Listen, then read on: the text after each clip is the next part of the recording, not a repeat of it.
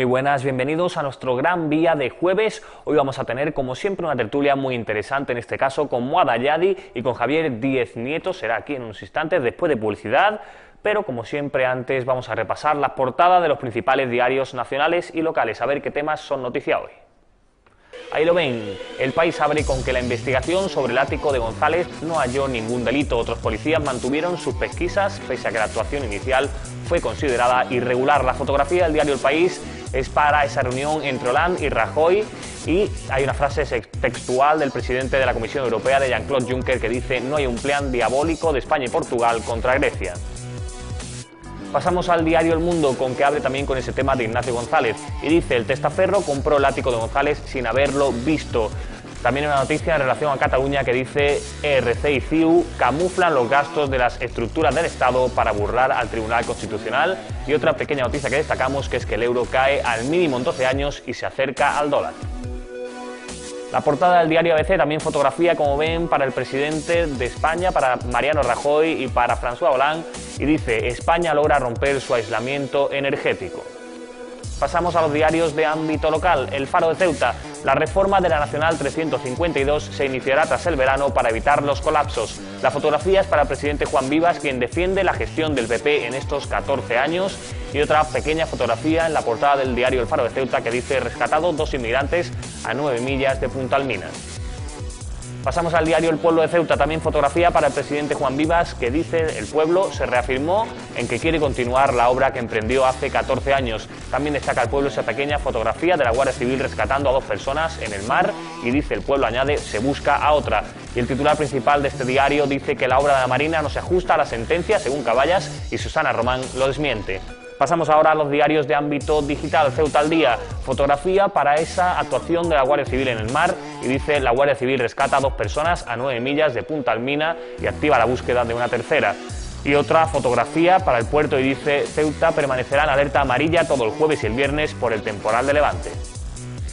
Y por último cerramos nuestro apartado de repasos con Ceuta Actualidad. Fotografía para Juan Vivas. Vivas trata de convencer a los suyos de que la única alternativa posible es el Partido Popular. Y la otra fotografía que destacamos del diario Ceuta Actualidad es del Paseo de la Marina, esa obra de la Marina, y dice: el gobierno de la ciudad y la coalición Caballas se ensalzan en una nueva controversia por las obras de la Marina. Ya han visto, esos son los temas principales que destaca hoy la prensa. En unos instantes estaremos aquí, en esta mesa de Gran Vía, debatiendo sobre alguno de estos asuntos. Será después de publicidad.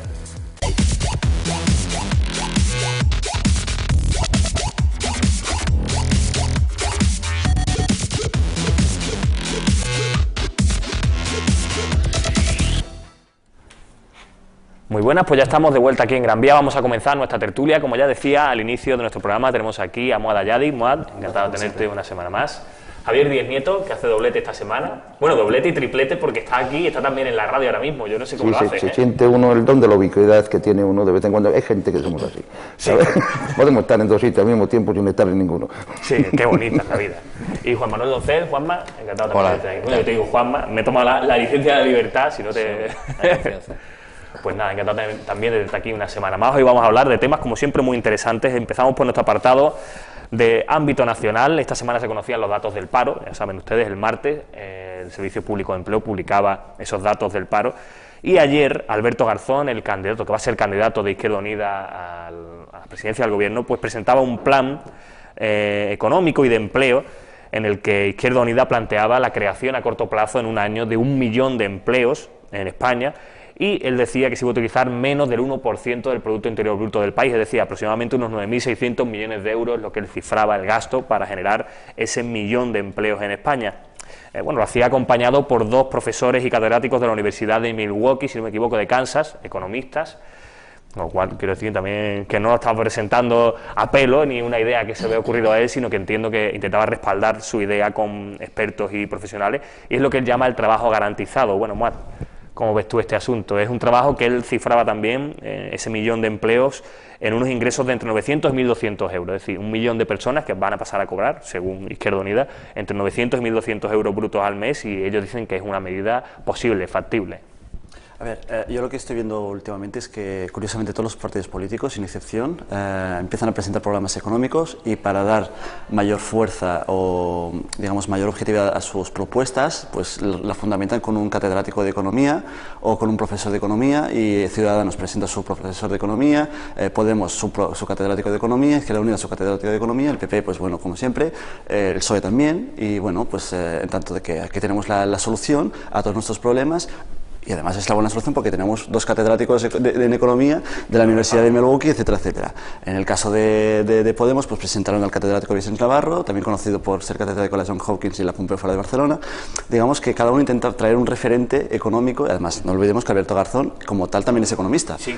Entonces, conozco un poco lo que es el parecer político y la línea económica de Izquierda Unida, y evidentemente ellos cuando hablan de empleo público. Y entiendo yo que cuando se refieren a crear un millón de puestos de trabajo, seguramente lo harán en tanto que vamos a inyectar mayor recursos humanos en el estado del bienestar, vamos a aumentar las plantillas de profesores, de auxiliares de enfermería, etcétera, etcétera, etcétera. Que es una opción buena, una opción necesaria y una opción que hoy en día el estado del bienestar español necesita de ella. Ahora bien, inyectar más puestos de empleo en el sector público no es precisamente la solución. El sector público debe ser un tractor de la economía, pero evidentemente las medidas económicas deben ir acompañadas con medidas de incentivo a lo que son el sector privado, atraer inversión, atraer las carteras de inversión extranjeras, atraer capital extranjero a España, y no solamente limitarnos, como ha sido la política de los últimos años de manera lógica, ha sido la de tirar de la economía española gracias a las exportaciones, en tanto que han bajado de coste y sale más barato venir a comprar a España que no ir a comprar a otros sitios. Pero eso no quiere decir que la economía española sea buena o sea positiva o haya crecido. Todo lo contrario, simplemente vendemos más barato. Igual que lo puede hacer Marruecos, lo puede hacer Túnez o lo pueden hacer las economías medias del Mediterráneo, ¿no? Entonces España, pues aquí, en vez de suponer un valor añadido, se ha estancado. Incluso si miramos qué es lo que exporta España, son bienes de un grado tecnológico medio básico, por lo tanto no exportamos alta tecnología, no exportamos valor añadido económico, sino simplemente somos la fábrica de la Unión Europea, la fábrica de este primer mundo avanzado, ¿no? De este G20, del que a veces pues asistimos gracias a la invitación de un presidente de gobierno, o a veces pues vamos pues casi lloriqueando a ver si nos dejan estar ahí para estar en la foto. Digamos que en cuanto a la lectura propiamente dicha de esos números, hombre, yo sería muchísimo más prudente a la hora de decir que en un año vamos a crear 1 millón de empleos. Esto me recuerda también cuando salió Mariano Rajoy y dijo: no vamos a subir el IVA, vamos a crear tantísimos millones de empleos como lo hicimos en el 96, España en un año va a ser, vamos, el paraíso en la tierra, etcétera, etcétera. Estamos en un año electoral, evidentemente, y cada formación pues intenta marcar territorio y marcar, pues a ver qué la dice más gorda a veces, en plan, pues globo sonda, ¿no? Yo lo digo, a ver cómo la recibe la gente. Y si veo que es una recepción positiva, pues construyo sobre ella. Si veo que no, pues entonces daré marcha atrás o un pasito atrás y haré que no dije nada. Me parece muy realista, por tanto. No es cuestión de ser realista o no, yo lo dije la semana pasada. A España no le faltan precisamente recursos. Recursos, a verlos hay. El problema es que estos recursos están determinados por las decisiones políticas y las líneas políticas de cada formación política. En cuanto a la opción que presenta Izquierda Unida, es una opción que se podría llevar a cabo en cuanto a darle más fuerza y a dinamizar el sector público. Y también el sector privado, es decir, se podrían crear fácilmente ese millón de empleos. Lo que pasa es que no controlan las variables que darían lugar a ese millón de empleos. Es decir, cuando hablamos del sector empresarial, ¿hay acuerdo con la patronal? ¿Hay acuerdo con el sector económico privado español? ¿Hay acuerdo con el sistema financiero y con los bancos? ¿Hay acuerdo con quien realmente tiene el dinero y tiene la capacidad de generar empleo? El Estado no puede asumir durante muchísimo tiempo el que inyecte empleo es una medida de a corto plazo, pero a largo plazo sería insostenible, más que nada porque España, que se le compara muchas veces a los países nórdicos, no tiene la presión fiscal que tienen Dinamarca, Suecia, y Noruega y Finlandia, no tiene, digamos, la inversión pública que tienen, en este caso, pues por ejemplo, Suecia, de la que muchas veces se intenta comparar o se intenta asemejar. Primero, no tiene la misma población. La presión fiscal supera el 50-60%, en España hasta hace nada no superaba ni el 35% de presión fiscal. Las grandes fortunas no aportan lo que aportan las economías nórdicas, en este caso en cuanto a impuestos, en cuanto a ganancias, en cuanto a impuestos, digamos, de beneficio. Y claro, está muy bien hablar de estos titulares, pero yo creo que si bajamos un poco y somos realistas y miramos lo que tenemos en España, seríamos un poquito más prudentes a la hora de dar algún número que otro. Javier, ¿cómo ves tú esta propuesta de Izquierda Unida? Que En primer hablábamos lugar, además por aquí. asombrado de la sabiduría de mi contertulio. Muy bien, muy bien. Efectivamente, muy bien, francamente sorprendido y además muy gratamente. Mira, en primer lugar, efectivamente estamos, como bien ha dicho, en época electoralista. ¿Cuáles son los problemas, digamos, que más acucia al ciudadano español? El paro, el desempleo. Luego, todos los partidos que se van a presentar a las elecciones van a proponer medidas, digamos, de beneficencia casi muchas veces para subsanar este desempleo, este paro. Esto del 1 millón de empleos sale, como muy bien también ha dicho, del sistema público. Es decir, que tenemos un Estado que se va a convertir en empresario, pero el Estado solamente recibe los dineros indirectamente, entonces no genera empleo verdaderamente de una forma exacta y una forma objetiva y en el plazo del tiempo determinado para la estabilidad del mismo. ¿Qué es lo que pasa? Que tenemos aquí un 1% del PIB, me parece muy bien, la gente lo va a aceptar y a la gente le va a agradar. Hoy hay mucha gente en paro y por lo menos van a llevarse un dinerillo a casa todos los meses para poder comer todos los días. Luego, lógicamente, va a ser aceptado, digamos, por un número bastante grande de ciudadanos que están en estas circunstancias. La puesta en marcha del marketing, pues muy bien, siempre hay dos economistas. Oye, el economista suele ser denominado como un profeta al revés.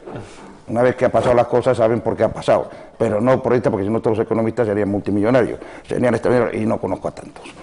Conozco a algunos, pero no a tantos. Por tanto, es una ciencia, digamos, que va hacia atrás, más que hacia adelante para evitar en el día futuro de mañana los errores que se cometieron antes, pero nada más. Aquí, este tipo de empleo no va a cotizar la Seguridad Social. Sí, es verdad. Sí, eso lo han dicho, lo han reconocido. No crea tampoco, digamos, sostener ese modelo tan extraordinario de acción que es la Seguridad Social. Esto es una cuestión temporal.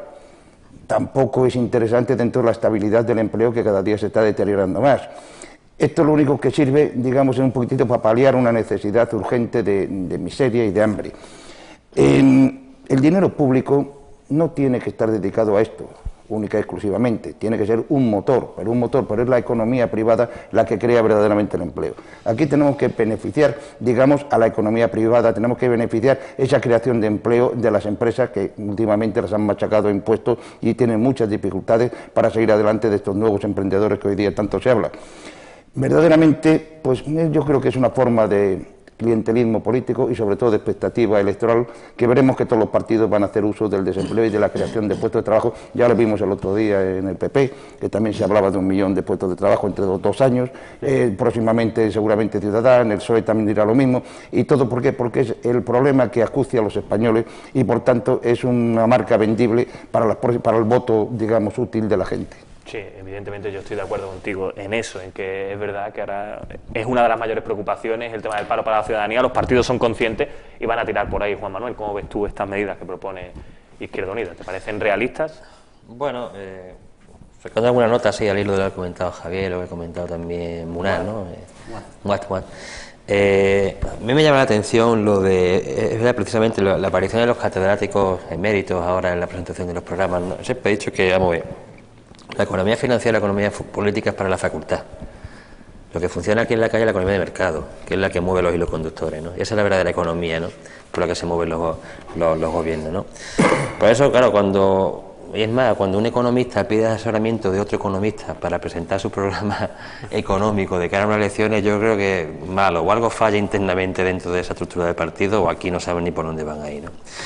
Este plan, pues bueno, pues es un plan como viene anunciando ahora.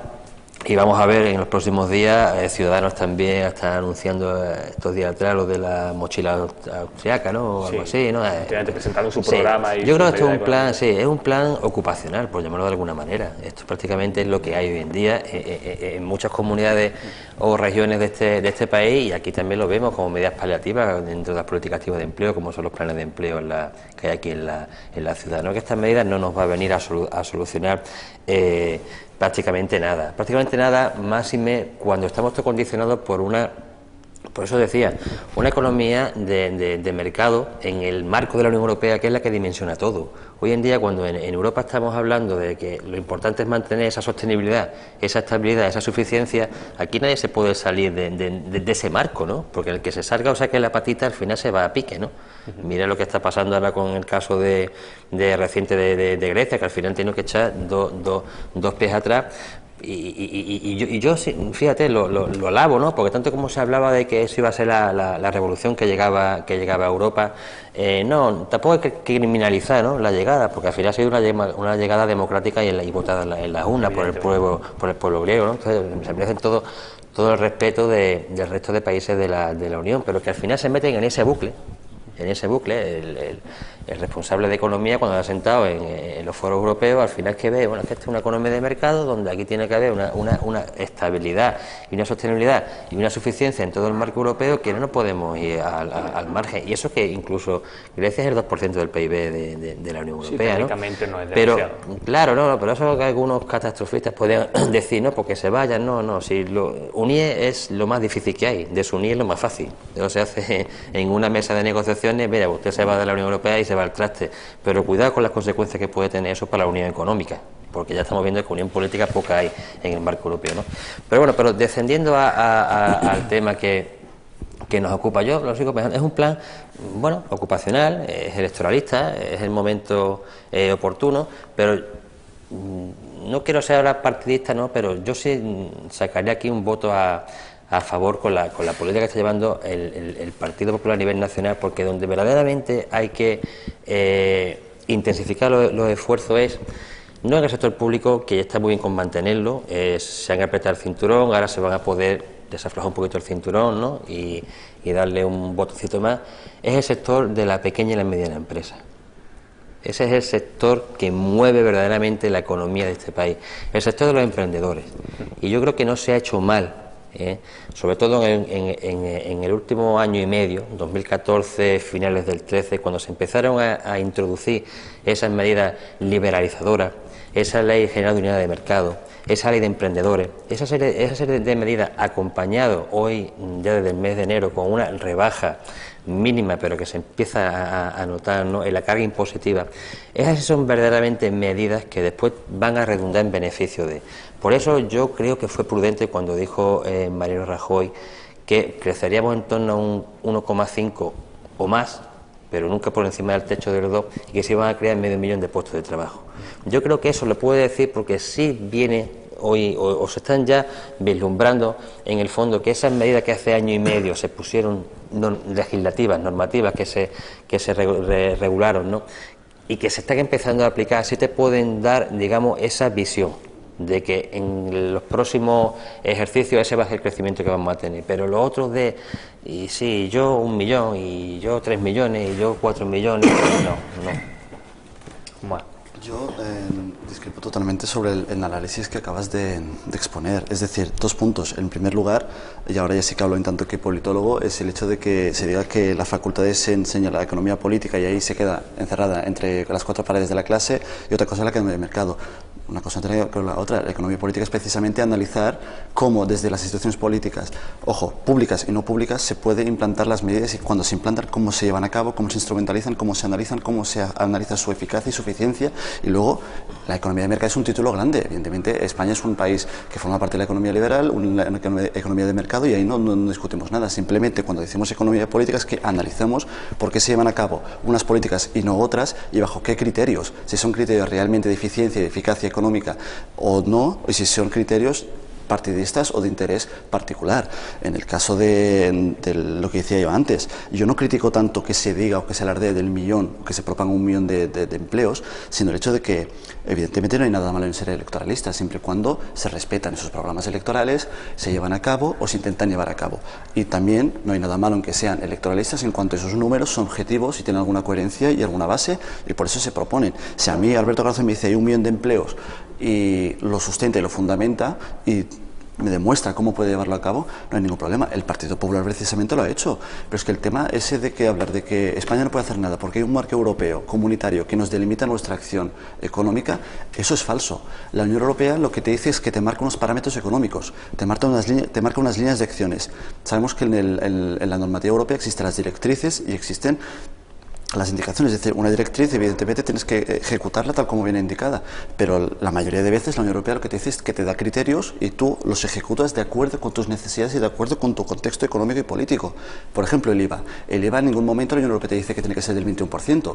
La Unión Europea te dice que hay un margen entre, si no me equivoco, el 17 y el 21%, y cada nación determina, según su fuerza económica y según su capacidad económica, ese umbral de IVA. Entre muchas cosas, Mariano Rajoy antes de las elecciones hablaba de millones de empleo, no lo olvidemos, hablaba de no subir el IVA, hablaba de infinidades de medidas económicas que al día siguiente, cuando entré en Moncloa, las guardó en un cajón y empezó a emprender otras. El problema no es el ser realista o no ser realista, o el que Mariano Rajoy se haya visto obligado a tomar unas medidas en tanto que se encontró una situación drástica a nivel económico. Eso no lo criticamos es la falta de coherencia y de honradez hacia el ciudadano. No podemos decir que, oiga, vamos a hacer una cosa y un programa electoral, y ahora mismo estemos criticando precisamente lo de este millón de empleos, pero al mismo tiempo hacer todo lo contrario. El Partido Popular es el menos indicado para hablar de programas electorales y que ha respetado su programa electoral. En cuanto a las medidas económicas, evidentemente, cada uno puede defender desde su posición ideológica el criterio que crea, pero que sea coherente. Decir que el gobierno... Mira, la semana pasada hablábamos del caso de Estados Unidos.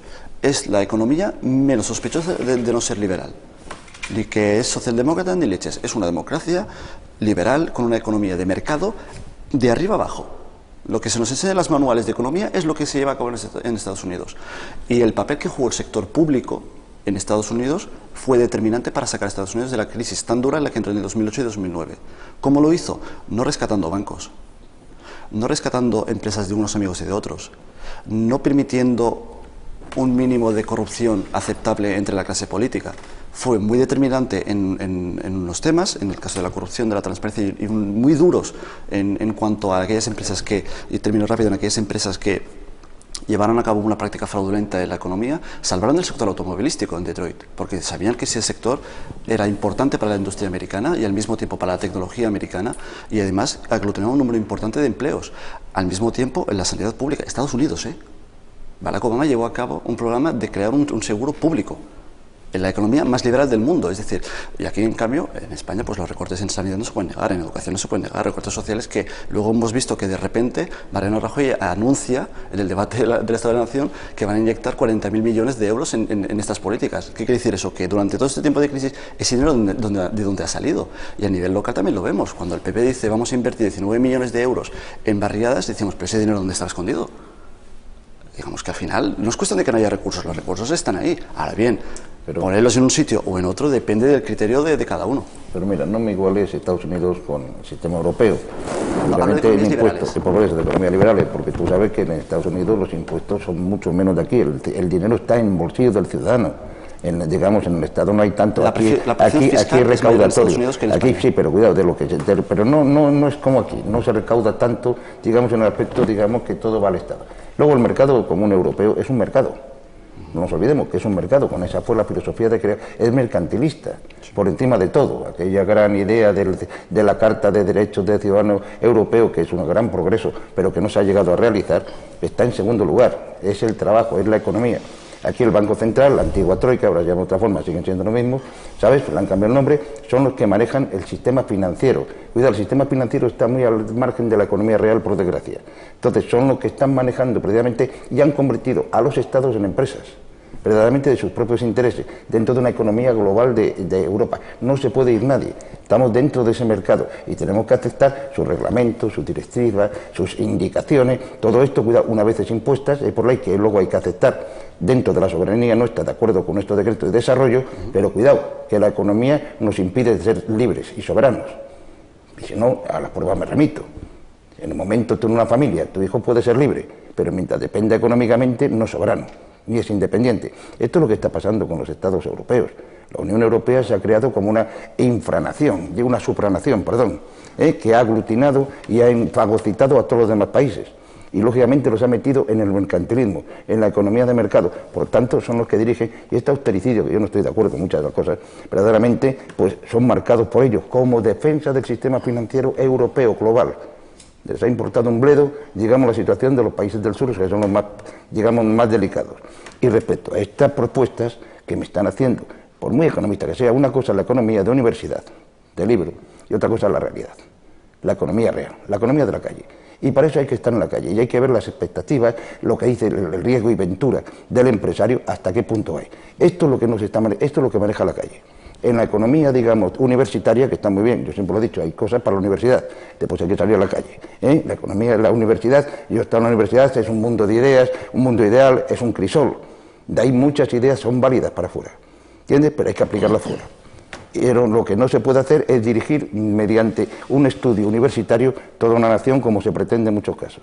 Terminamos un segundo, Juan Manuel, que no sé si quería responder a algo muy rápidamente porque tenemos un minuto antes de la publicidad. Responder a lo que no tiene debate para responder no merece la pena.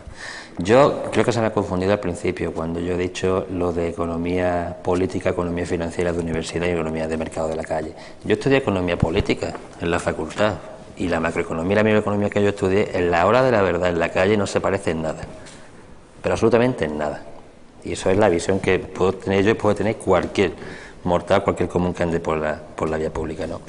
Entonces, a eso es lo que yo me venía a referir. Y, hombre, decir que en España no se han adoptado medidas, yo creo que es cierto que el PP acudió en su día con un programa electoral de máximo, pero también cuando vio la realidad que se encontró en este país, pues tuvo que aplicar un programa electoral de mínimos.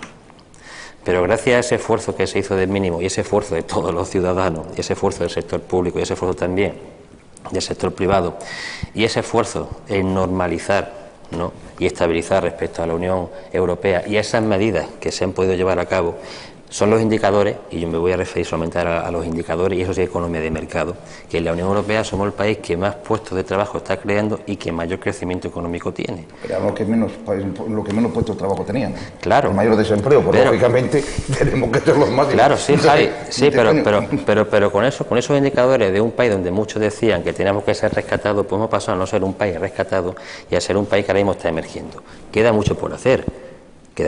No voy a decir yo aquí que todo lo que haya hecho de este gobierno durante esta legislatura, pero ni en Madrid ni en Ceuta haya sido lo mejor que se ha podido poner encima de la mesa. Ha habido sus picos y ha habido sus sombras, ¿no? Pero oye, es que también la situación, yo es que creo que nos podemos sentir también un poco, los españoles en general, ¿no?, satisfechos porque la situación era muy crítica. La situación que tenía España era traumática. Si España hubiera tenido que la no intervención de la banca, que nos podrá gustar más, nos podrá gustar menos. La no intervención de la banca en España hubiera supuesto la crisis financiera brutal y un retroceso brutal en este país.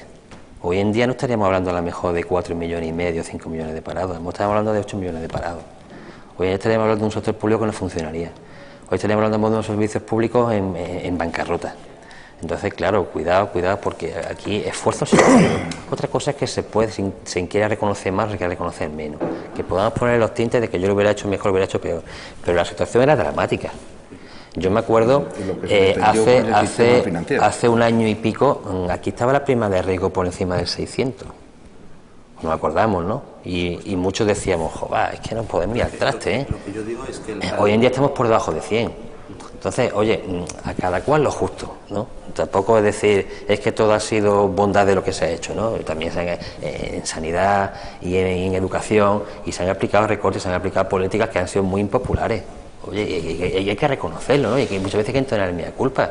Ahora que la coyuntura pues está abriendo un poco de expectativas, pues oye, mira, pues a lo mejor es el momento de inyectar, ¿no? Eso que antes no se ha podido inyectar. Lo cerramos aquí esta parte de debate, lo dejamos aquí, pues son las 12:05, no hemos pasado 5 minutillos, esperemos que Laura nos perdone estos minutitos de retraso. Vamos a publicidad y a la vuelta, como digo, Laura Ortiz nos trae las noticias.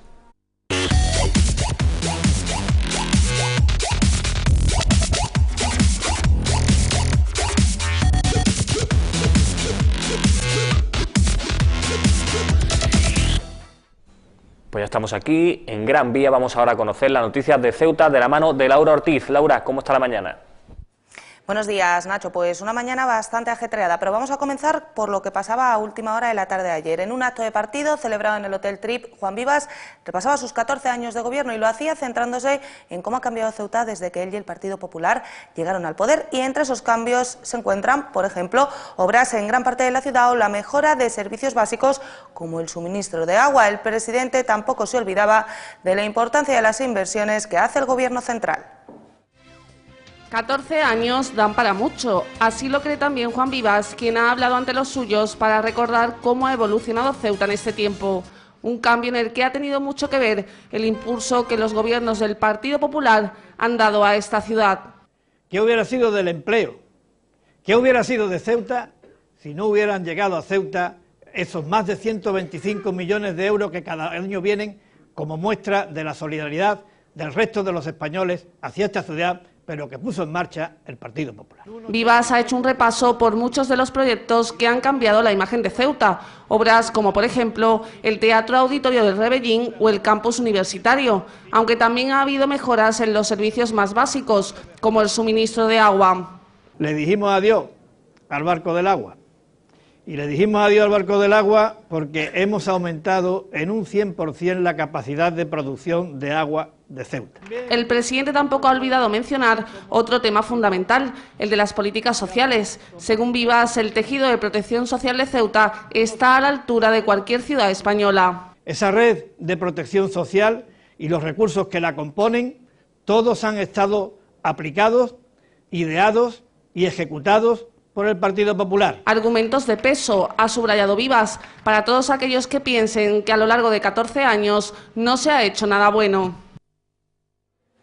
Pues el paro y la crisis económica también se convertían en protagonistas del repaso de Vivas a los últimos 14 años de gobierno del Partido Popular. Para el presidente de la ciudad, el paro es una herida sangrante que no se soluciona con varitas mágicas y a la que hay que seguir prestando batalla. En lo que se refiere a la crisis económica, Vivas aseguró que se ha logrado capear el temporal y que ha sido gracias a la actuación del Gobierno de la Nación, a la reducción en el gasto de la ciudad y a que Rajoy ha puesto a Ceuta entre sus prioridades. El paro era también protagonista del repaso a sus 14 años de gobierno que ha realizado Juan Vivas. Lo calificaba como una herida sangrante con una solución que no es fácil. El paro constituye una herida sangrante. Creo que, con diferencia, el principal azote de nuestra sociedad. Somos conscientes de ello, como también somos conscientes de que no se soluciona con varitas mágicas ni con fórmulas extravagantes ni frívolas. Y aseguraba que no va a permitir que nadie diga que su gobierno se ha quedado de brazos cruzados. Tampoco admitimos que se nos diga, porque no es verdad, que somos insensibles ante el problema del paro o que hemos estado todos estos años de brazos cruzados. No es verdad. Ni somos insensibles ni hemos estado de brazos cruzados. Vivas explicaba que en Ceuta hay trabajando 4.500 personas más que en el año 2001 y que no se ha destruido empleo. Pese a estas cifras, aseguraba, no existe la satisfacción y seguirá prestando batalla. No estamos satisfechos, no lo podemos estar con las tasas de paro que sufrimos, pero estamos dispuestos a seguir dando la batalla. Una batalla que contraponía a la actitud de la oposición. Nuestra estrategia es conocida. Yo no conozco la estrategia de nuestros adversarios políticos, salvo que consista en meterse, en decir que la culpa la tiene el alcalde y su gobierno, que es un punto de su estrategia. El segundo punto de la estrategia es prometer lo que no se puede hacer, porque es imposible. Y el tercer punto de la estrategia, y este es grave, es sustituir las ideas que son fruto de la reflexión por las ocurrencias que son fruto de la barra de los bares. La crisis económica era también otro de los puntos que ponía de relevancia Vivas en su discurso. La calificaba como un temporal importante que situaba al país en la mayor situación de dificultad de la democracia y de la que se ha salido, aseguraba, por el Gobierno de la Nación, que ha hecho lo que tenía que hacer. Uno, que hemos tenido un Gobierno de la Nación que para el conjunto de España ha hecho lo que había que hacer. Y lo que había que hacer era pedirle el sacrificio a los españoles para que este país no se fuera a la ruina. Vivas agradecía también a aquellos que en el ámbito local han tenido que apretarse el cinturón, como los funcionarios, y al Ejecutivo de Rajoy por colocar a Ceuta entre sus prioridades. Un acto que terminaba asegurando que no es tiempo de despedidas, sino de volver a presentar batalla.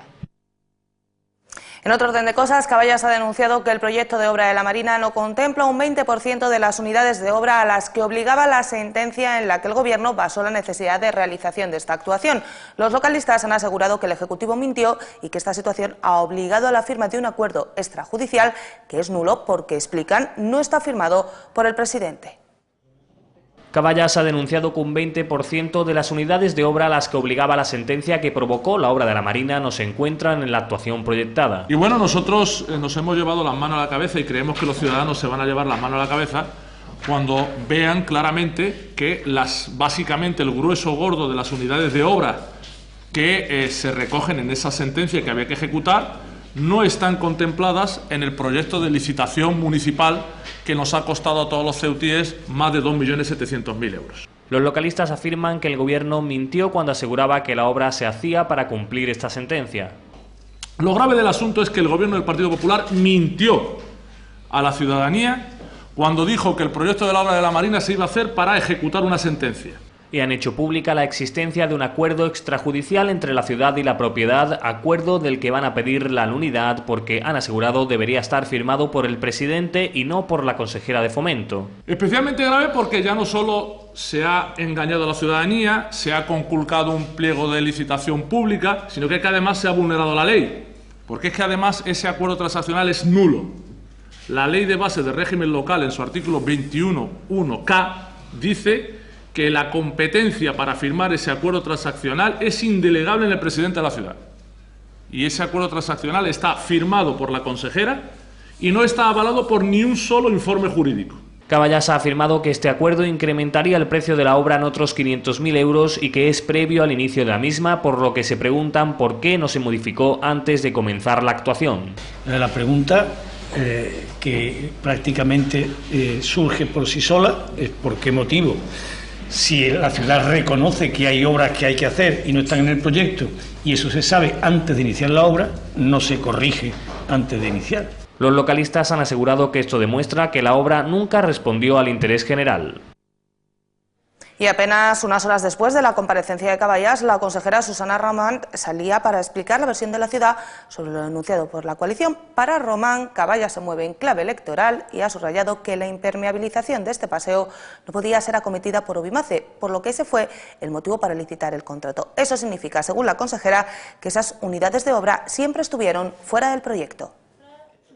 Susana Román ha comparecido no para responder a Caballas, sino para aclarar a los ciudadanos qué ha sucedido con el proyecto de las obras de la Marina. Para ello ha recordado el momento en el que la empresa municipal Obimace asumió que solo podría realizar las remodelaciones menores. Cuando Obimace va a intentar ejecutar esas obras, que era la sentencia o recuerdo inicial, todavía sin ejecución, que es cuando se realiza esa encomienda de gestión, Obimace, lo he dicho antes, se da cuenta de que técnicamente no es capaz de asumir una obra de esa envergadura. El momento en el que Obimace quiso ejecutar esas obras fue, según Román, cuando había una sentencia inicial aún sin ejecución, pero pasó un tiempo hasta que las obras no salieron a concurso, lo que generó cierta tensión entre los propietarios de los aparcamientos. Pues eso fue lo que dio lugar a esa petición de ejecución, que además ya digo que fue muy agria por parte de los comuneros, insisto, como no puede ser de otra manera, porque veían que sus derechos no se hacían valer y cada vez que llovía sus coches se mojaban y algunos coches ahí han salido muy perjudicados. La consejera ha explicado que se le comunicó al juez que esas unidades de obra no podían llevarse a cabo por Obimace. Román además ha aclarado el acuerdo firmado por ella y la propiedad. Diferente es que yo hubiera dictado un decreto, una resolución administrativa en el que yo recogiese de alguna manera cómo íbamos a ejecutar la obra, pero es que no estamos hablando de eso. Así ha querido despejar dudas la consejera y confía en que se cumplan los plazos previstos y que las obras concluyan el próximo 20 de abril. Pues Nacho, hasta aquí la información de esta mañana de jueves. A todos ustedes que están en casa, recordarles que las noticias vuelven a Ceuta Televisión esta noche a partir de las 8:30. Mientras tanto, sigan disfrutando de Gran Vía con Nacho Gallego. Pues muchas gracias, Laura. Vamos a comenzar esta parte de tertulia local hablando de esa noticia que abre el informativo que nos trae nuestra compañera, de ese balance de los 14 años de gobierno de Juan Vivas. Juan Manuel, además te hemos visto a ti ahí en uno de los planos, estaba bien atento a todo lo que pasaba allí. ¿Qué te pareció ese balance que hizo el presidente? Bueno, me pareció un balance, hizo un repaso, ¿no?, desde la llegada de él al gobierno de la ciudad hace 14 años, y una descripción, ¿no?, de lo que era Ceuta hace 14 años y la transformación que se ha venido sucediendo en esta década larga, ¿no? La verdad es que, bueno, los datos son objetivos, ¿no? La verdad es que cuando él llegó a la ciudad veníamos de una época de convulsión política. La vida política estaba en la ciudad tensionada con esos pactos de gobierno que había en la institución. Ceuta tenía una lacra en el tema de los servicios públicos, donde había ciertas y notorias deficiencias, ¿no? Y sobre todo el tema de la hacienda local, ¿no? La hacienda local estaba pues supeditada a decisiones ajenas a lo que era el interés nacional, ¿no? Entonces, bueno, con ese cuadro se empezó a trabajar y la ciudad, bueno, pues empezó a tener una transformación cuantitativa y cualitativa, ¿no? Siempre también contando con el respaldo del gobierno de la nación. Es cierto que cuando ha habido gobiernos con la misma sintonía política que había en la ciudad, pues se han vivido épocas de mayor avance, ¿no?, en todos los estratos, ¿no? Cuando ha habido gobiernos con siglas diferentes, pues no ha habido tanto avance, ¿no? Es cierto que, como decía el presidente, ¿no?, cuando cogió la rienda el gobierno del Partido Popular a nivel nacional, pues repone, ¿no?, esa pérdida de ingresos con que también nos dejaron gobiernos socialistas cuando perdieron el poder en Madrid. Yo recuerdo en la etapa de consejeros como había muchos convenios con ministerios, sobre todo en temas de materia de política relativa a asuntos sociales y políticas de empleo, y algún otro más también por ahí, que estaban pendientes de un hilo, y estamos hablando de en torno a 7-8 millones de euros que se le iban a la ciudad, ¿no? Y bueno, ha dado un repaso por todo lo que ha sido pues esa transformación en todos los servicios, el mantenimiento y apertura de nuevas infraestructuras, de nuevas comunicaciones, implantación de servicios públicos. La ciudad ha tenido una transformación, eso es obvio, y cualquier visitante que pudiéramos hoy en día hablar con él de Ceuta hace 14 años a la Ceuta de hoy, yo hace 14 años recuerdo que en el Rebellín había locales que se traspasaban, ¿no?, o se vendían, ¿no? Pero es que te ibas a las zonas de la periferia y había barriadas que no tenían ni los mínimos servicios o los más esenciales, ¿no? Es cierto que el 100% no se ha logrado en todo, obviamente aquí nadie lo va a discutir, ¿no? Es cierto que hay que mejorar todavía en muchos ámbitos, en mucha infraestructura, en muchos mantenimientos, en inversiones que tienen todavía deficiencias, barriadas de la periferia de la ciudad, pero tampoco se puede negar, ¿no?, de que se ha invertido muchísimo en estos años, ¿no? Estamos hablando de una cifra aproximada a los 700 millones de euros en inversión, ¿no?, en lo que se ha hecho durante estos 14 años en la ciudad, ¿no? Y después lo que sí me quedo es con el dato positivo, porque esta legislatura ha sido una legislatura un poco peculiar, ¿no? Una legislatura donde hemos podido hablar anteriormente, ¿no?, esa coyuntura europea hacia España, esa llegada al gobierno de la nación del Partido Popular, donde se encuentra con una situación temeraria, ¿no? Todo eso al final ha tenido su reflejo en las administraciones locales, y Ceuta no podía ser de otra manera. Sin embargo, en Ceuta yo creo que aún así se han hecho los deberes, ¿no? En Ceuta se ha mantenido el sector servicio a pesar de la coyuntura. En Ceuta no hemos apretado el cinturón a pesar de la coyuntura. En Ceuta no se ha destruido empleo a pesar de la coyuntura. Y en Ceuta hemos mantenido unos niveles y unos estándares a pesar de esa coyuntura, que no es fácil, porque aquí también, lo que decía el presidente Viva, lo que se ha echado de menos es que por parte de la oposición, porque en estos momentos cuando verdaderamente se hace patria de la ciudad, ¿no?, y la patria del municipio, ¿no? Es decir, bueno, ante los problemas y ante la adversidad, pues nos tenemos que crecer conjuntamente, ¿no? Porque aquí lo fácil es tiro la piedra, escondo la mano, pero claro, ¿cuáles son las alternativas que me pones encima de la mesa, ¿no? Entonces, bueno, me quedo con eso, y me quedo después con 3 aspectos que él refirió cuando cerró el debate, que yo creo que son angulares, ¿no?, y son fundamentales en esta ciudad, ¿no?, donde tenemos unos déficits importantes, ¿no? Uno de los déficits importantes es que aquí o nos ponemos las pilas los propios ceutíes y tiramos para adelante, o si no, el futuro que se puede vislumbrar en esta ciudad a la vuelta de unos años, pues puede ser un futuro complicado, ¿no?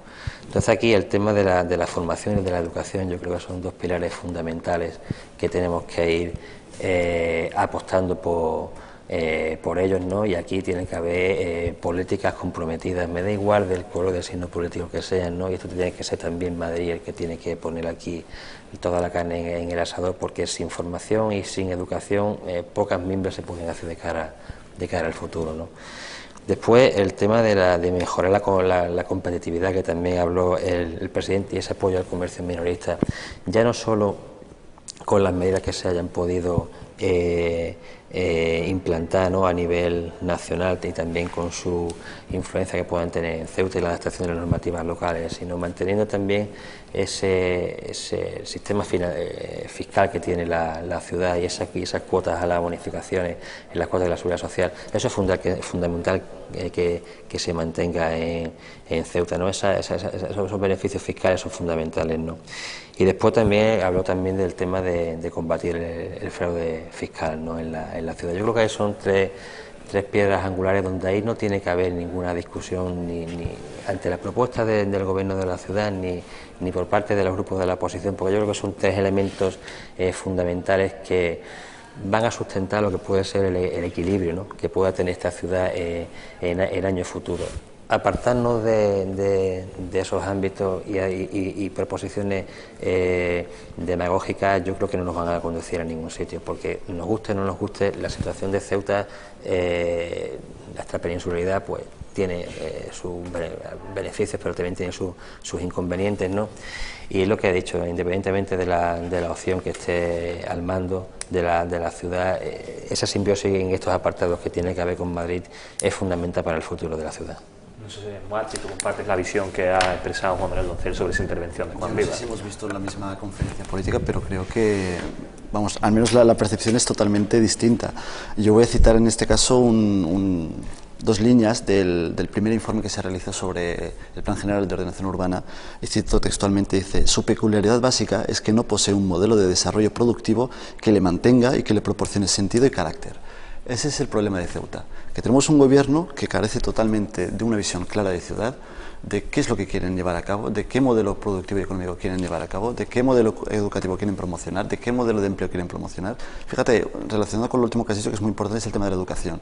El Movimiento por la Dignidad del Ciudadano, a través de Fátima Med, propuso al Pleno y al Gobierno en este caso, pues aprobar un programa relacionado con las nuevas tecnologías, en tanto que es un sector que está aglutinando muchísimo empleo a nivel del Estado. Vemos que también aglutina muchísima gente desde lo más básico del mundo de las telecomunicaciones hasta las ingenierías más avanzadas. Es un sector de valor añadido, un sector que da muchos puestos de trabajo y además un retorno productivo muy amplio. La respuesta fue un no rotundo. A mí me gusta hablar con números y me gusta hablar, y además aprovecho que tenemos aquí personas que saben de números precisamente y que han tenido una experiencia, y en este caso pues yo voy a citar los números de los 14 años del gobierno del señor Vivas, ¿no? Que por cierto es que hay una cosa que es muy interesante, que si veis la escenografía de la propia conferencia, yo personalmente me declaro fan del señor Vivas, independientemente de lo político. Creo que no hay nadie en Ceuta que tiene la capacidad de mostrar lo negro blanco como el señor Vivas, y yo personalmente no es que sea ni catastrofista ni lo pinta todo negro ni todo malo, todo lo contrario. A mí lo que hace el gobierno y lo hace bien lo decimos y lo felicitamos y lo señalamos, y lo que hace mal pues evidentemente proponemos alternativas a ello, no simplemente nos limitamos a criticar por criticar. Pero es que no puede ser que el señor Vivas saliera ayer a alardar de números del Estado y de la Unión Europea y no hable de sus propios números. O sea, lo que hizo ayer fue hablar por hablar. Lo que no puede ser es que diga gracias a la solidaridad, cuando sabemos que Ceuta desgraciadamente estamos tirando gracias a lo que nos manda el Estado y nos manda la Unión Europea. Y eso no puede ser, eso no es un modelo sostenible. Y de hecho esto lo estamos empezando a sufrir, porque cuando haya otras regiones a nivel de la Unión Europea que tienen un nivel económico muchísimo más bajo que Ceuta, muchos de los recursos que nos vienen de Bruselas se van a desviar hacia esas regiones. ¿Qué hemos hecho todos estos años? ¿Hemos creado una alternativa y un modelo alternativo? No lo hemos hecho. Fíjate, en números, el gobierno del señor Vivas, de esos 14 años, Aumento de la pobreza en un 9,7%. Hoy en Ceuta hay más de 40.000 ceutíes pobres. 47% de los ceutíes están en riesgo de exclusión social. El 14,7% de los ceutíes en pobreza extrema. A cada pobre en Ceuta se le destinan 336 euros. Hay problemas y paralizaciones en los trámites de las ayudas sociales desde noviembre. Los convenios con las entidades sociales, que precisamente es lo que le gusta a este gobierno, que es el que fomentar la caridad en lugar de fomentar alternativas y soluciones económicas y salidas a la gente más necesitada, los fondos con las principales entidades sociales en Ceuta están paralizados o están sin llevar a cabo en su totalidad. Por ejemplo, ayer lo podemos ver incluso en la prensa, hoy, en el Faro o en El Pueblo hoy mismo, que es cuando se habla de los comedores sociales, de las ayudas a la infancia, etcétera, etcétera. Pero sí, hace nada Fátima Med propuso que se volviese a implantar el programa de desayunados, lo que costó aquí que se volvieran a abrir los comedores para los niños. Es decir, lo que no puede hacer el señor Rivas es intentar digamos, aprovecharse de esta miopía política que a veces tienen tanto formaciones políticas como la propia ciudadanía, ¿no? Y aprovecharse con esta picaresca de esta picardía, a ver si yo consigo pues que distrae la atención, ¿no? El tema de la deuda, cuando dice que Ceuta pues ha conseguido solventar la deuda, hombre, seamos un poquito serios, ¿no? Si en el 2008 habían 86 millones, hoy en día tenemos 240 millones de euros en deuda. Creo yo que no hace falta ser un matemático para saber que ha aumentado, ¿no? Y voy a dar números. Ustedes saben que el ayuntamiento, bueno, la ciudad le debe a una imprenta más de 72.000 euros. Fátima Med llegó a denunciar, sí, la imprenta Olimpia, y el informe está ahí, las facturas están. No es que y está cobrando por los de primera mano, ¿eh? Fíjate, precisamente, pero fíjate. No, sí. Hasta que no lo denunciamos. Está cobrando. Y estaba cobrando antes que lo denunciarais, porque lo sé de primera mano. Porque precisamente yo me encargué del expediente de imprenta Olimpia. Pues cuando el momento en el que lo denunciamos no era así. Pues lo denunciasteis mal. No, los informes están ahí. No entremos en detalle. No, a mí me gusta sobre todo. Si decimos la cosa, termina muy rápido. Yo procuro dar datos que estén refutados y estén documentados, ¿no? Tal como lo hicimos con Intervías, tal como lo hicimos con el caso Olimpia, como lo hicimos con la Escuela de Negocios, y todos son fundamentados con documentos, ojo, oficiales, no son nuestros. ¿Y qué pasa con los 19 contratos menores turísticos? Y que ascienden a más de 178.000 euros. ¿Dónde están? Ahora te lo contesto. Los reconocimientos extrajudiciales, ¿dónde están? Cuando se habla del agua, ¿qué se ha hecho en las barriadas? Una pregunta, ¿cuándo fue la última vez que fuiste al Príncipe? ¿Yo? Sí.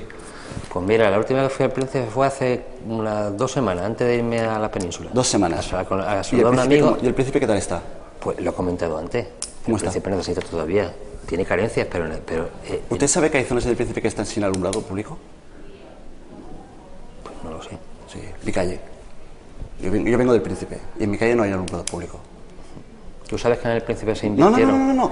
Usted sabe que la única... Que fíjate, cuando se han denunciado... Vamos a entrar en los detalles, estamos analizando el balance de los 14 años. Parece ser un debate que casi de pleno, ¿eh? Pero es curioso, porque cuando nosotros denunciamos las cosas no lo decimos por... Yo precisamente soy de los que más critican el hablar por hablar y el a ver quién la dice más gorda. Y procuro siempre decir las cosas bien. Y si me equivoco, reconozco mis equivocaciones y mis errores. No hay problema en rectificar. Se rectifica si se demuestra, y además nosotros nos felicitamos en repetidas ocasiones al gobierno por medidas que ha llevado a cabo que han sido acertadas. Y no hay ningún problema en reconocerlo. Pero a mí que luego que no se haga, que se olvide las barriadas durante muchísimo tiempo y que lo único que se ha hecho en el Príncipe que haya visitado a una escuela y que al día siguiente haya puesto baches en una calle que lleva tiempo abandonada. Calles sin asfaltar, que no haya alumnado público, que hay gente que se quede... Oye, ¿os acordáis que en medio Príncipe se quedó sin electricidad? ¿O nos hemos olvidado de ello? Hace nada. ¿Por qué se quedó sin electricidad? ¿Por qué? Porque no hay seguridad. Bueno, en principio... ¿Quién se encarga de que la seguridad se lleve a cabo? ¿Quién se encarga de que la policía esté presente? ¿Quién se encarga de que tenga los recursos suficientes? Como le denunciamos ayer mismo, y luego también está recogido aquí, y luego podemos hablar de ello. ¿Qué se hace para darle recursos a la policía local? ¿Dónde están esos recursos? ¿Dónde está la formación? ¿Dónde están los problemas de coordinación? Ha quedado claro, Moa, tu visión sobre la intervención de Viva, sobre tu visión sobre el estado de la ciudad. Vamos a darle la palabra a Javier, que si no se nos queda sin hablar y se nos acaba el tiempo. Yo me gustaría hablar del discurso nada más y de lo que puede significar, no el debate de pleno, pues eso está en los plenos. Efectivamente aquí me ha parecido estar en un momento determinado en uno de ellos. Vamos a ver, efectivamente el discurso ha sido un discurso electoralista, porque estamos en plenas elecciones, y todo lógicamente. Ha sido un discurso conocido, porque efectivamente siempre empieza con un discurso, que es la evolución de las obras públicas desde hace 14 años que está ahí.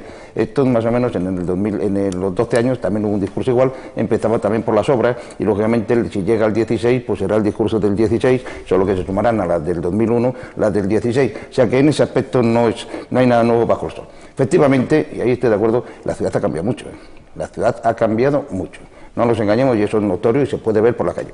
Ahora bien, el problema no está en que la ciudad haya cambiado, sino cómo se han empleado esos dineros, porque estamos hablando de 125 millones al año que recibe del Estado central. Estamos hablando cada año, multiplica por 14. Estamos hablando de los fondos FEBER que se recibieron aquí, que son 690 millones por lo menos. Estamos hablando de una deuda que tú has cuantificado en 240 millones, sin hablar del modelo alemán, que también está ahí, que no se mete dentro de la deuda conocida. Estamos hablando de una cantidad ingente de dinero. O sea, y eso se ha gastado. Y el resultado, efectivamente, tenemos una ciudad reformada. Pero bueno, todo esto es una cuestión de verdaderamente los problemas, y ahí estoy también de acuerdo con Juan, que está sobre todo en lo último que ha dicho. Las tres funciones, formación y educación, efectivamente, porque es una lucha contra el empleo. El trabajador mejor formado es el que más posibilidades tiene de encontrar empleo. Hay que formar y hay que educar, eso también. Después, mejorar la competitividad y evitar el fraude fiscal. Pues son tres temas, efectivamente, es un poquitito la corrupción y otro momento mejorar la competitividad de los ceutíes, de los comercios ceutíes. Se han hecho muchos planes, pero verdaderamente Ceuta tiene unas peculiaridades geográficas y de transporte que lo hacen muy difícil. Muy difícil. El empleo, dice, se han contratado ya 4.500 personas desde que empezó, digamos, la égira de Juan Vivas. 4.500 personas, se lo ha dicho él. Pues mire usted, en 14 años no me parece una cantidad apropiada. Hemos sufrido la crisis, lógicamente el desempleo, también ha habido un aumento de desempleo de gente que vino aquí, y eso ha aumentado una población de nuestra ciudad. Es una población subvencionada, es una población porque aquí no tenemos nada más que industria terciaria, tenemos una ciudad de servicios, nada más. Entonces el ayuntamiento se ha hecho el gran empleador. El gran empleador es decir que la mayoría de los ciudadanos ceutí está de una forma o de otra cobrando de la asamblea. Todo este dinero se ha gastado ahí. Entonces, verdaderamente, ¿pero cuál es el futuro de nuestra ciudad? Porque ahí sí que nos interesa a todos. Tenemos que crear algo sólido, algo que nos permita ser autosuficientes, aunque no sea del todo, pero sí ir aumentando nuestras cotas de autosuficiencia. Y mientras a la gente le estemos hablando de números y de yo siempre me acordaré siempre el jubilado que cuando te hablan de los tantos por ciento, del 10%, siempre te pregunta, oye, ¿me van a bajar la pensión? O sea, que lo único que entiende, la gente no entiende eso. Tanto por ciento, eso está muy bien para un estudioso, para tener unos cálculos. Pero verdaderamente lo que tenemos ahora mismo es una ciudad embellecida, con un gasto enorme de dinero, y con un problema de empleo terrible, y después una gran desventaja, cómo mejorar esa competitividad. Porque los discursos, decía, creo que era Schopenhauer, decía, la mejor propaganda, digamos, electoralista es botín al comerciante y beneficiante al pobre. Y eso es más o menos lo que subyace dentro de todo esto. Con estas conclusiones tuyas, Javi, lo tenemos que dejar porque son ya menos 20, nos hemos pasado un poquitito de la hora. Ahora, si queréis, seguimos hablando aquí cuando termine el espacio televisivo, digámoslo así, ya fuera de las cámaras. A ustedes les insto a que aguanten un segundito en publicidad, que enseguida volvemos aquí en Gran Vía con una entrevista a María del Carmen Marroco.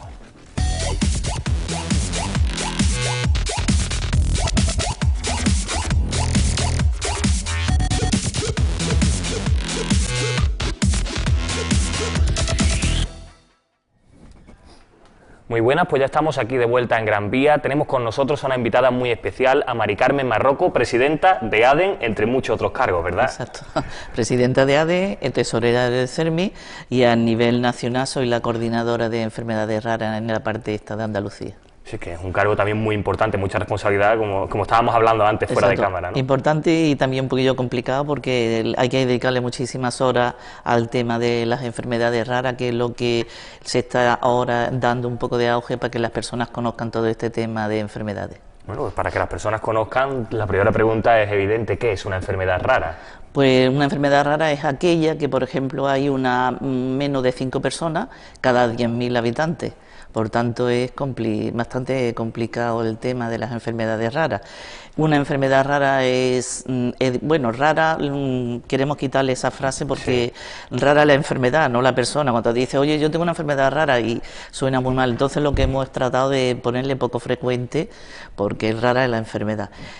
Normalmente pues se suele tratar de 5 y más años en conseguir un diagnóstico de una enfermedad rara. Por tanto es bastante complicado. Sí, aparte me imagino que habrá que dar con una serie de profesionales que se impliquen en intentar detectar que esa enfermedad es rara, bueno, poco frecuente. Usemos ya la terminología que queréis usar. Y así, sí, ¿no? cuesta trabajo adaptarse a poco frecuente. Normalmente aquí en Ceuta, en el hospital de Ingesa, tenemos un equipo bueno de neurólogos, que ya la cosa está bastante avanzada en cuestión de estudio, de conocimiento a nivel médico y a nivel de enfermería y demás. Por tanto, ellos mismos se ha conseguido también, aparte, que todas las personas con una enfermedad rara puedan derivar a cualquier hospital que tengan la enfermedad diagnosticada. O sea que es una ventaja bastante importante, que antes no teníamos que quedar simplemente aquí. Ahora normalmente pues te pueden mandar a un centro más especializado y que conoce más a fondo el tema de esa enfermedad. Vale, antes también hablábamos fuera de cámara que esto de las enfermedades poco frecuentes, en realidad no son tan poco frecuentes. En España hay muchos millones de personas, ¿no? ¿Me puedes dar algunos datos? Hay unas 7.000 enfermedades raras, por tanto ya te puedes imaginar. En España existen 3 millones de personas con enfermedades raras. En Ceuta se ha hecho un catálogo de enfermedades raras, aquí con Ingesa y Sanidad, y tenemos 75 personas con enfermedades raras diagnosticadas. Y ahora eso fue en el 2014, teníamos 75. Y ahora en el 2015 se ha incorporado dos enfermedades más, que son la FORA, que es un síndrome epiléptico, y también el síndrome de Moya, que es una vasculitis inflamatoria. Por tanto, ya son 77 o 79 personas aproximadamente que tienen enfermedades raras, que sinceramente para ser Ceuta tan pequeño existen demasiadas personas con enfermedades raras. Claro, porque hablábamos que a nivel nacional, si son 3 millones, es aproximadamente un 8 y algo por ciento de personas de la población. Sí. Y en Ceuta estamos hablando de personas que estén diagnosticadas y en vuestra asociación, que probablemente haya muchas más que... Sí, hay personas que por... Exacto, perdona que te haya interrumpido. Hay personas que no por ello tienen que venir a las asociaciones, no es obligatorio. Lo que pasa es que nosotros, al venir aquí a los medios de comunicación y eso, que te lo agradecemos muchísimo, influye muchísimo para que esas personas se acerquen a las asociaciones. Nosotros recibimos subvenciones, nosotros recibimos ayuda, nosotros le damos información con respecto a los médicos y a los centros oficiales que hay a nivel nacional. Muchísimas cosas, muchísima documentación, todas esas cosas las realizamos nosotros.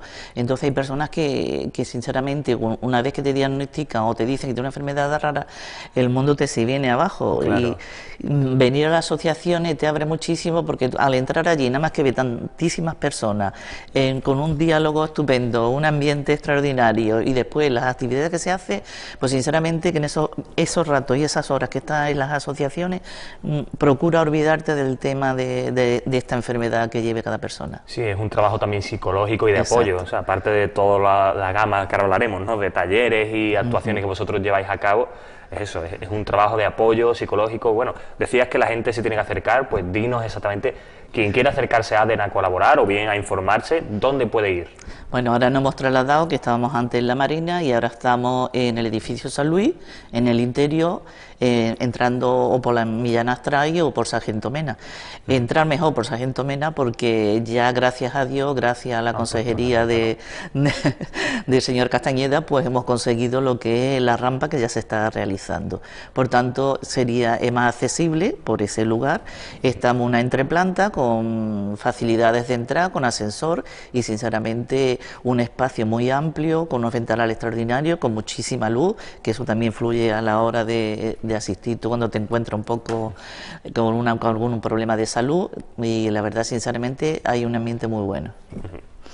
¿Qué se ha logrado en este tiempo de lucha? Porque no sé cuántos años lleváis trabajando, pero tú me decías ahora, ¿no?, que no ha sido un camino fácil. Bueno, nosotros ahora el 3 de marzo ha hecho 15 años de asociación.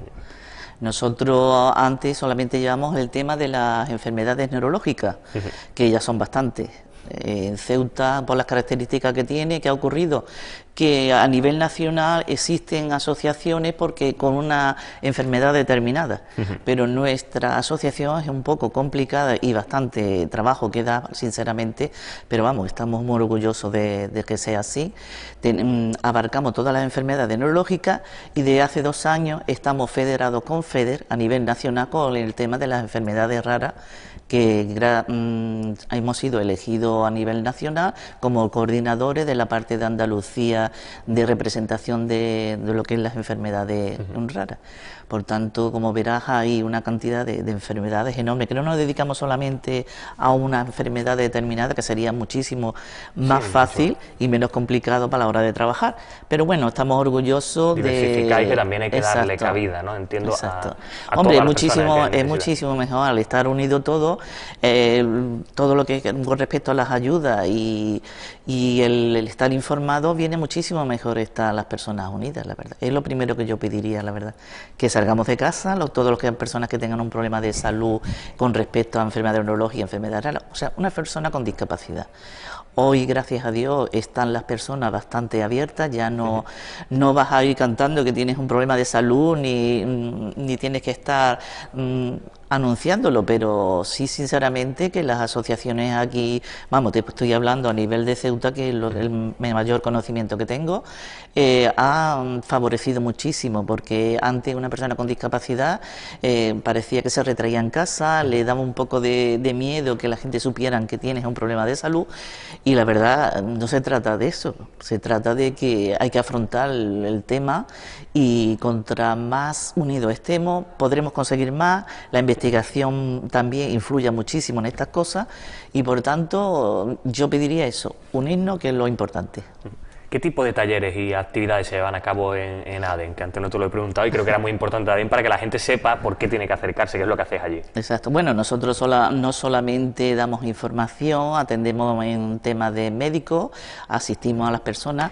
Nosotros tenemos lo que es primero un respiro familiar, que el respiro familiar consiste que cualquier persona con discapacidad, su familia, por ejemplo, si un familiar quiere ir al banco, quiere ir a la peluquería o quiere ir a Algeciras, que no ha ocurrido en algunos casos, pues no se queda, la persona afectada se queda con nosotros la atendemos con un personal cualificado que tenemos contratado, y sinceramente pues durante esas horas que está con nosotros pues estamos ofreciéndole lo que es un entretenimiento y una atención con personal cualificado.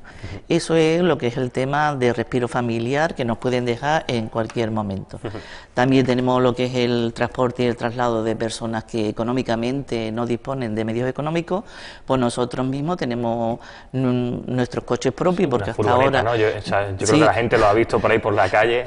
Es que hasta ahora no hemos conseguido una furgoneta oficial, que es lo que nos hacía falta, no tenemos medios económicos, pero sí nuestros transportes mismos y nuestros coches, por ejemplo mi coche está adaptado para personas con discapacidad, y lo que hacemos es que los trasladamos a los hospitales, la asistimos, si viven solos, vamos con ellos lo que es con la auxiliar enfermería, con el personal cualificado, vamos a las consultas con ellos para determinar para lo que le manden los médicos, nosotros están al día y ellos. Un acompañamiento en regla general.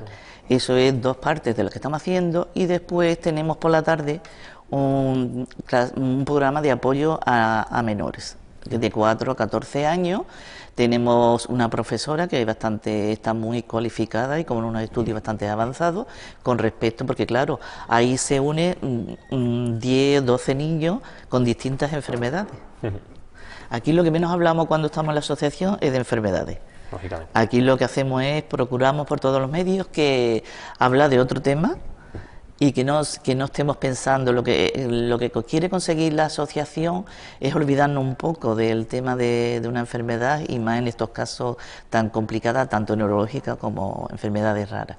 Tenemos lo que es el apoyo, y después también tenemos unos talleres con unos programas de manualidades. En esos programas de manualidades hay personas afectadas con distintas enfermedades, como te he comentado anteriormente, que influye porque psicológicamente allí estamos a gusto porque están cosiendo, otra hace costura, uno hace puntos, y todo eso es lo que nosotros después, cuando celebramos en febrero, como ha sido el jueves pasado, el tema de la enfermedad rara, pues presentamos los talleres y recaudamos unos fondillos que también nos viene bien para otras cosillas que no nos cubre otras necesidades a nivel nacional, vamos. Sí, es lógico. Hablabas ahora de esos talleres nuevos que tienes que hacer un trabajo motriz, un trabajo psicológico. Bueno, si no me equivoco, también trabajáis mucho el tema de la inclusión y la integración, ¿no? Que decías tú que es magnífico los resultados que se obtienen. Exacto, ahora lo que estamos haciendo, que bueno, ya llevamos un año, ya el verano pasado recibimos nosotros ayuda por parte del INCERSO y se celebró unos talleres en el mes de julio inclusivos. Inclusivo, ¿qué quiere decir? Vamos, para el que no lo sepa, es que han estado niños con discapacidad y niños sin discapacidad. Ahí ha habido un entendimiento, un conocimiento y aparte de eso una relación tan humana entre ellos que no, sinceramente, no ha sido afectado la persona discapacitada. Ha habido en común un ambiente extraordinario y parece ser que la cosa ha sido un éxito extraordinario. Y este año pues queremos en julio volver a realizar estos talleres. Así que también tenemos cursos de informática por la mañana. Durante 4 y 5 horas tenemos grupos de 12 y 13 personas, personas con adultas la mayoría, y la verdad que tenemos un profesor de informática y verdaderamente hay personas que en su casa no tienen ordenador, pues ahí dan sus clases. Aparte de eso, si después de horas por la tarde que está el taller libre, pues si quieren venir, quieren imprimir, quieren utilizar el internet, que también lo tenemos, pues vienen por las tardes también algunos, porque todo el mundo no tiene ordenador en su casa. También es muy interesante porque se le enseña a todo esto conocimiento de informática, que como tú sabes, como eres joven, que es lo que principalmente hoy día te exige o te pide lo que es el mercado laboral, y demás. Entonces los preparamos y sinceramente, aparte de eso, también los ayudamos a prepararlos en el tema de presentación de alguna opción de algunos exámenes y demás con la profesora que tenemos. Sí, ese trabajo de alfabetización digital, ¿no? Que es algo, esa brecha digital que hoy en día se habla mucho y es muy importante porque es la principal brecha del siglo XXI, esa entre la gente que sabe utilizar medios digitales y no. Es muy importante ese taller que realizáis. Sí, muy importante porque algunos no tenían conocimiento ninguno con respecto a lo que es la informática, y esos conocimientos pues se le ha ido enseñando a la asociación y después está en su casa, y el que tiene su ordenador pues se ha entretenido bastante, y no que antes estaban un poco agobiados, y cuando tú no tienes nada que hacer es lo peor que hay. Si no tienes nada que hacer estás dándole vuelta a la cabeza y terminas un poco mal. Entonces hay que darle al cerebro, hay que darle un poquito de actividad y de entretenimiento para que así las personas se despejen un poco de lo que es el tema de las enfermedades. Sí, antes fuera de cámara me comentabas sobre estos talleres de inclusión e integración que hemos hablado ahora. Me comentabas una cosa que a mí me ha parecido muy bonita, ¿no? Me decía, era increíble ver cómo pues esos menores, esos niños se juntaban entre sí, quiero decir, los niños de la asociación, que entendemos que algunos afectados por enfermedades y los niños que no. Y dice, resultaba imposible saber quién tenía una enfermedad y quién no, es decir, era una integración y era algo muy bonito, ¿no? Y eso me ha emocionado realmente. Sinceramente, el mes de julio pasado vinieron cerca de 20 niños y había pues cerca de 12 o 13 niños con discapacidad y otros 10 así aproximadamente sin discapacidad. Si yo te digo que vayas, no sabes tú, bueno, a no ser que tenga una discapacidad motriz o demás, que lógico que se nota, pero sinceramente hubo un ambiente tan extraordinario que ya lo que vamos a hacer es, si podemos y si Dios quiere y el incenso nos lo permite, continuar este verano otra vez con el mes de julio.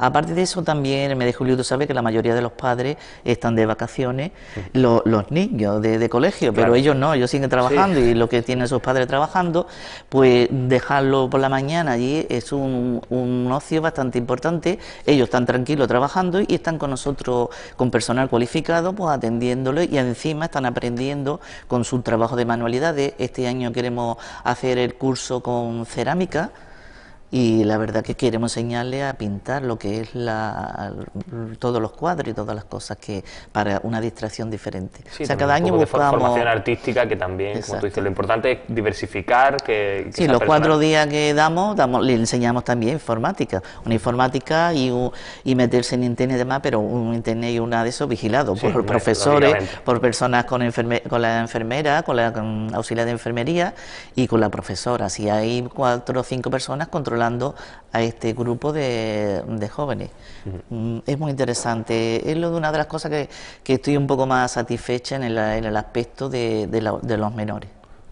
Decías tú antes que el jueves pasado habéis puesto vuestro stand, ¿no?, por el Día Mundial de las Enfermedades Raras. Nosotros queremos llamar poco frecuente, hay que insistir para que acostumbrar un poco frecuente cuesta trabajo. Y ahí se hicieron una serie de reivindicaciones que me parecían muy interesantes y que te animo a que repitas aquí, porque eran reivindicaciones, por supuesto, muy lícitas. Bueno, sinceramente lo más importante que la reivindicación que nosotros pediríamos sería lo que es la investigación y el tema de acelerar un poco más el conocer la enfermedad, que no haya que tardar tanto, como ya se ha conseguido que haya hospitales específicos para cada enfermedad, pues entonces eso nos va a favorecer muchísimo, porque ya cualquier persona que aquí en Ceuta tenga una enfermedad determinada ya sabe al hospital que va a ir.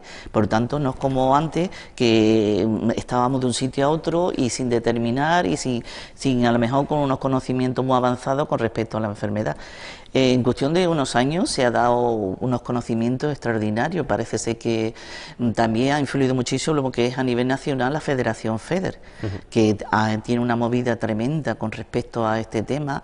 Hay en total en toda España hay unas 270 asociaciones asociadas unidas a FEDER.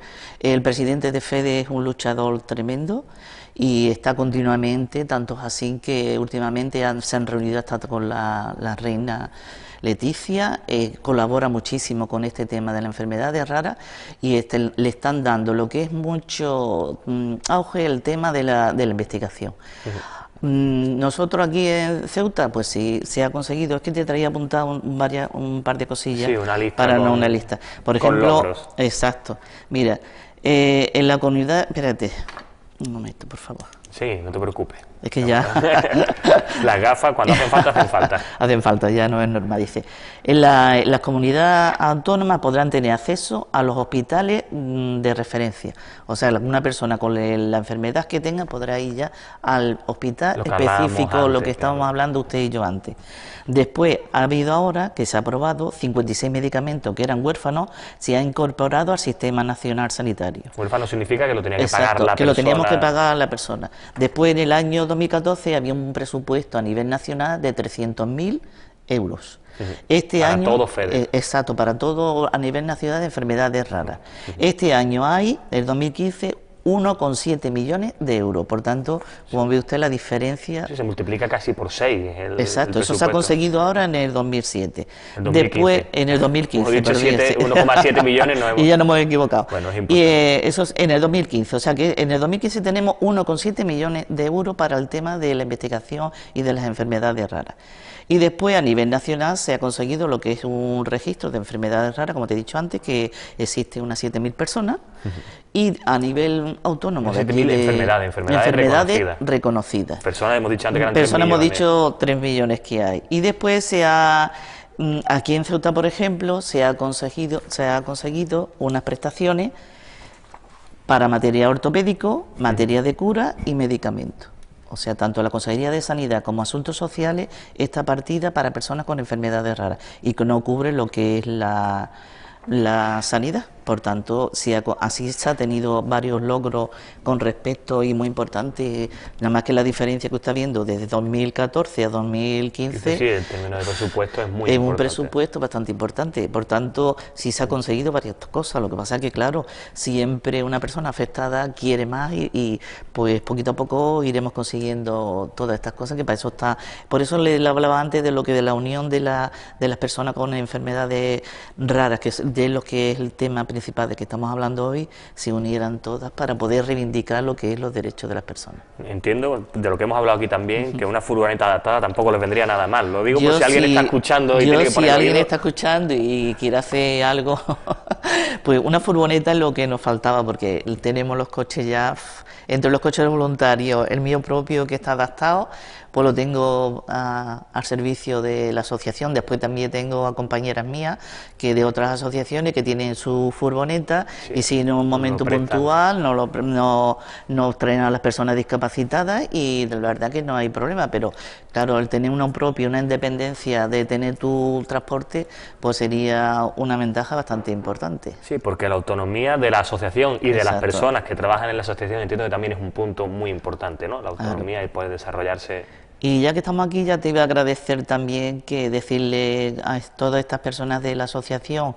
que tienen silla de ruedas, que llevamos una temporada que no podían asistir a la asociación por no disponer de una rampa, que ya gracias a Dios se ha conseguido la rampa y gracias al señor Castañeda en la Consejería de Barriada, y ya se está realizando lo que es la rampa. Por tanto, de aquí a un par de semanas le agradecería que todas esas personas que tenemos con la silla de ruedas que asistan, que ya tenemos adaptado lo que es la accesibilidad.